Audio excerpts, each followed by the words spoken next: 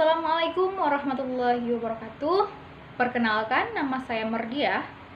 Saya mahasiswa Universitas Bina Bangsa Getsen Pina Banda Aceh, program studi pendidikan bahasa Indonesia semester 8. Baik, pada kesempatan kali ini saya akan memberikan satu materi ajar, yaitu materi ajar tentang tentunya pembelajaran bahasa Indonesia ya, yaitu di teks cerpen. Baik, cerpen. Mungkin cerpen sudah tidak asing lagi bagi kita semua ya.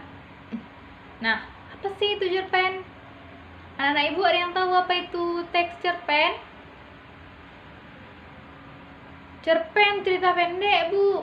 Iya, cerita pendek. Nah, akan tetapi cerita pendek itu kepanjangan dari cerpen, bukan pengertian cerpen. Nah, jadi Bu, pengertian cerpen apa? Ya, pengertian cerpen adalah salah satu jenis prosa yang isi ceritanya hanya fokus pada satu aspek permasalahan. Ingat, hanya satu, tidak lebih dari satu aspek permasalahan. Bu, kalau aspek permasalahannya lebih dari satu berarti bukan cerpen. Ya, bukan cerpen, karena cerpen hanya memiliki satu aspek permasalahan. Baik, jadi udah tahu ya apa itu cerpen. Nah, sekarang kita masuk ke jenis-jenis cerpen. Nah, cerpen ada 3 jenis. Nah, yang pertama ada cerpen dewasa.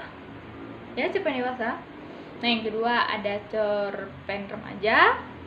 Nah, yang ketiga ada cerpen anak-anak. Baik.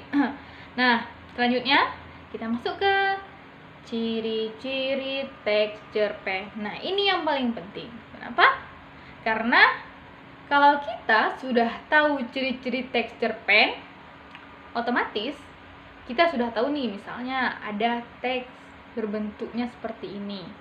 Nah, kalau kita baca semuanya, kita tahu nih, aspeknya satu, aspek permasalahannya cuma satu, tokohnya cuma, oh berarti ini cerpen. Nah, iya. Nah, ciri-cirinya yang pertama apa? Nah, udah pasti ceritanya pendek. Nah, yang kedua, hanya fokus pada satu aspek permasalahan. Nah, yang dibahas hanya permasalahan yang penting-penting saja, tidak bertele-tele seperti novel. Nah,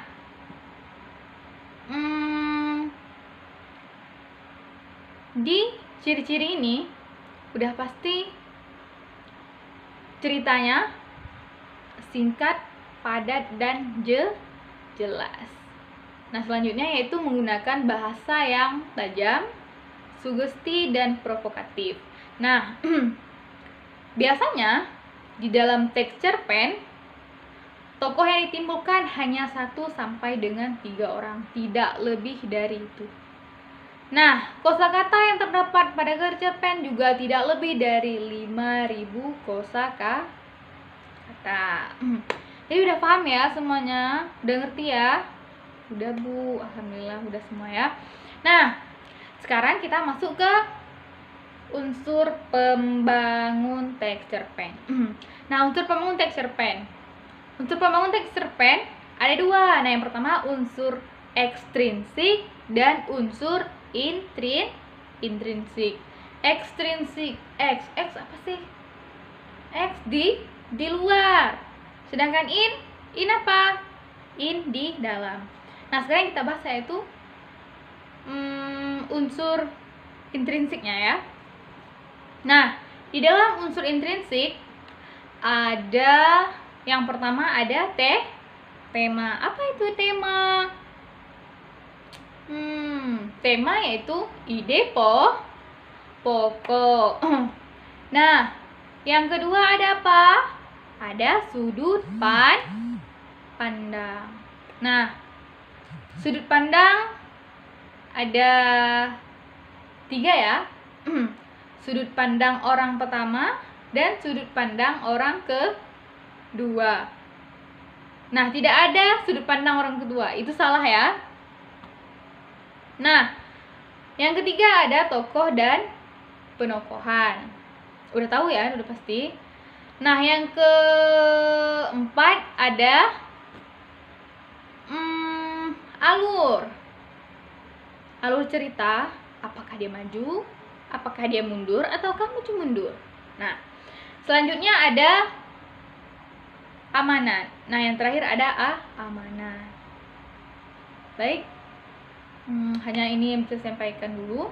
Lebih dan kurang saya mohon maaf, dan saya akhiri. Wabillahi taufiq wal hidayah. Assalamualaikum warahmatullahi wabarakatuh.